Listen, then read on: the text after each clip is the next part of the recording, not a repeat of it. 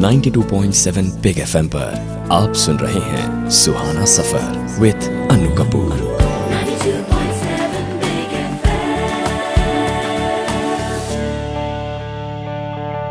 एक बार फिर मैं अनु कपूर आप सबका खैर मकदम करता हूं आपके अपने शो में जिसका नाम है सुहाना सफर विद अनु कपूर, सिर्फ 92.7 बिग एफएम पर। जी जनाब मैं देख रहा हूँ आप लोग कुछ बताना चाहते, आपने इस कमर्शियल ब्रेक के दौरान आप लोग कुछ तीसरी मंजिल के बारे में कुछ बताना चाहते हैं। जी ऐसा सर, मैंने एक इंटरव्यू में देखा था जब तीसरी मंजिल का गाना रिकॉर्ड होने जा रहा था तो शम्मी कपूर जी पंचमदा के घर गए और उन्होंने कहा कि सुनाइए, क्योंकि शम्मी कपूर का शुरू से मन नहीं था, वो चाहते थे शंकर जयकिशन। हाँ, क्योंकि वो एक पूरी टीम थी। आप अगर आप देखेंगे प्रोफेसर से लेके वो सारी की सारी फिल्म्स के अंदर जो एक पूरा अपना हर एक इंडस्ट्री में एक ग्रुप बन जाता है, तो जाहिर है कि ये नया लड़का था। शम्मी कपूर बहुत बड़े स्टार थे और शम्मी कपूर की अपनी एक टीम थी जिसमें शंकर जयकिशन, शैलेंद्र और हसरत साहब थे, तो उनके अपने रिजर्वेशन होंगे। हाँ, इस वजह से शायद वो नहीं चाहते थे। हाँ, जी। तो पंचमदा ने अपना पहला कॉम्पोजिशन तीसरी मंजिल के लिए सुनाया उनको, तो सुनते ही शम्मी कपूर ने रोका कि एक मिनट रुको,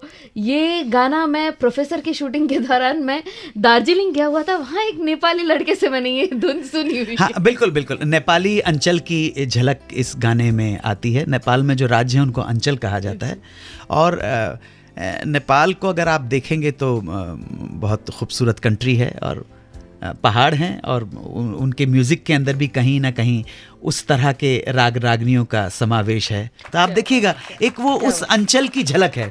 तो शम्मी जी ने अगर कहा कि भाई ये तो नेपाली गाना है तो शम्मी जी गलत नहीं। उनको फिर प्रूफ करने के लिए काफ़ी टाइम लगा। फिर वो अपनी अगली कॉम्पोजिशन जब तक लाए ओ मेरे सोना रे सोना, तब शम्मी जी ने सुन के हुआ ये होगा कि जब देखा होगा पंचमदा ने कि सुपरस्टार ने उनकी कमजोरी पकड़ ली है या जहां से वो इन्फ्लुएंस हुए वो पकड़ लिया है, तो उनको इम्प्रेस करने के लिए एक भारी कंपोजिशन कि हाँ देखिए शम्मी जी, राहुल देव बर्मन मारता ही नहीं है, अब आप देखिए। मुझे ऐसा लगता है वो सुनाई होगी तुमने मुझे। यही वो कंपोजिशन थी जिसकी रिकॉर्डिंग के टाइम दादा सबसे ज्यादा परेशान थे, क्योंकि शम्मी जी के एक्सप्रेशन से वो समझ नहीं पा रहे थे कि शम्मी जी खुश हो रहे हैं या मतलब शम्मी जी परेशान है। लेकिन जैसे ये गाना रिकॉर्डिंग हुआ तो शम्मी जी ने खड़े होकर स्टूडियो में ताली बजाई और उनको अंगूठा दिखाया, थम्स अप का अंगूठा दिखाया, तब जाके आर डी बर्मन को समझ में आया। What a composition. Hats off to R D Burman, hats off to Majrooh sahab. थोड़ी देर में जानेंगे आर डी बर्मन के उरूज के दौर के बाद की कुछ कहानियां। चढ़ता सूरज धीरे धीरे ढलता है, ढल जाएगा। 92.7 बिग एफएम पर सुनते रहिए सुहाना सफर विद अनु कपूर।